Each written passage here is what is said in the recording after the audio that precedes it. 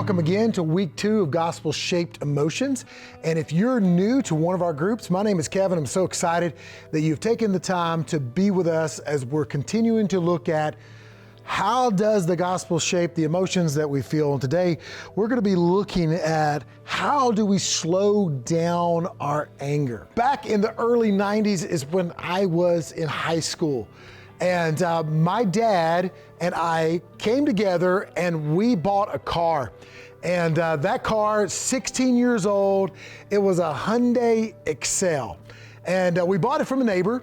And so coming to the back part of the high school that I attended was where all of the parking lots were. And coming in was a long road. And it had several speed bumps on that road.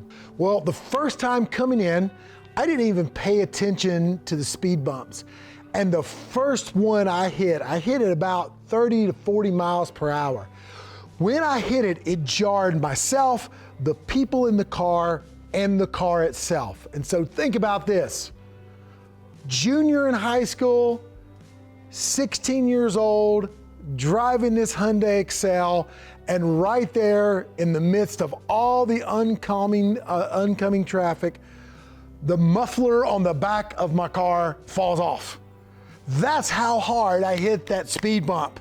And so I had to park, looked back, and there was a guy that had picked up my muffler and brought it to me there. I put it in the back of the Hyundai. Not my best day there in the high school. Not really a way to win friends and influence people.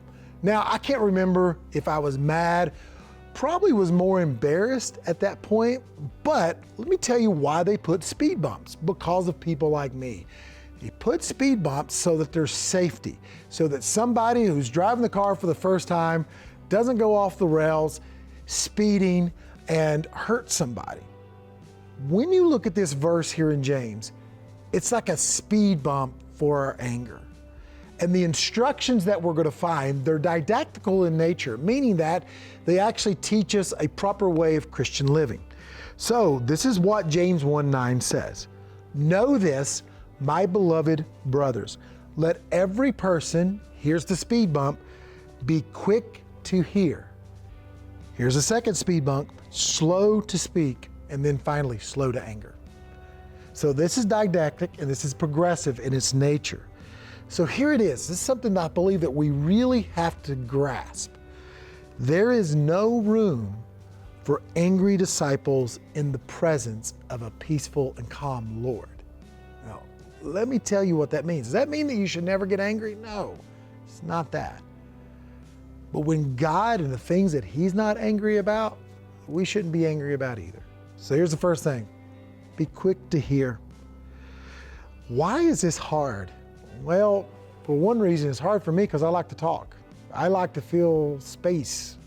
Actually, that's one of my callings. That's one of my vocations, to talk. And often, I've got to learn how to hear. I get to lead an incredible staff, and one of the ways that I'm growing in being the leader I want to be is listening a lot more.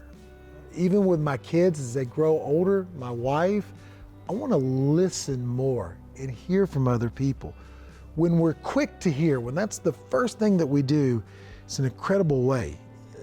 When you don't hear and listen, you have a lot of one-sided conversations. And that's usually one-sided with you being the person who is one-sided. In an age of social media, we often, because we speak so quickly, we demonize the other side, whatever we're talking about. And so when we're quick to hear, we put a speed bump, we slow down our anger so that we can rationally have a sober mind. Leadership in the church, especially elders and deacons, are actually instructed to have what? A sober mind. A sober mind can happen when we're quick to hear and quick to listen. Practice active listening. It's the opposite of actually multitasking. One thing that I've had people in my life lean into me is when I'm in a conversation, we can multitask. We've learned that, but practice active listening, not just sitting back, but actually saying things like, okay, what I hear you saying is this. that brother, that sister, when you're on opposite sides sometimes of a debate or a topic or even theology, it actually helps us to love one another when we temper our anger and we listen first. The world is changing, and there's going to be a lot of things that happen to our families, happen to our faith, that we're going to be angry, but we don't have to sin. We can listen, hear, react rationally, and listen well before we get to that angry part of our life. Not only are we quick to hear, but we're slow to speak. This is sequential in nature. Those who hear well will often speak well. It doesn't mean not to speak. Now that is where some of us believe that is. It doesn't mean that when you hear something that you disagree with or you see something that's not just and makes you angry, it doesn't mean that you don't speak. It means you're slow to speak. It means that you're going to speak in a rational way that has been understood and dipped through the lens of the gospel. The silent treatment is not good for your anger. Often when we're in families, what we'll do is we'll go and stew. So you've maybe heard some people say that when you're angry, go count to 10 and take a time out. Absolutely, I believe that is a way to temper your anger. But in that slowness, just don't go and do the silent treatment. That's where anger and resentment will really begin to fester. No, take the time to speak, but be slow to speak. This allows our mind to process what we're going to say. I have a good friend, his name is Keith McCurdy, and he's a child psychologist, and he's told me once before, and I always remembered, he says that our emotions often outrun our minds. And so even with children, their emotions and their emotional state will outrun their mind. Slow it down so the mind can catch up to the emotion. And third, slow to anger. Doesn't mean that you don't get angry at things. It doesn't mean that you will not be angry at your children, angry at unjust things. We just want to be angry at the right things. Doesn't say not to be angry, but we should be really slow in getting there. Anger doesn't produce the righteousness of God. Often when we're angry, we want justice, and it's not going to produce the righteousness of God that we have. What happens when we're quick to anger is that we begin to have a mob mentality. What do I mean by mob mentality? We get caught up in someone's blind rage, and we're just a part of the mob. And we end up falling in the same pit that they're going to fall in. What produces the righteousness of God? Well, the cross does. The beauty of the cross is this, is that God is making all things new. He's reconciling the world to himself. So our anger can be tempered just a little bit.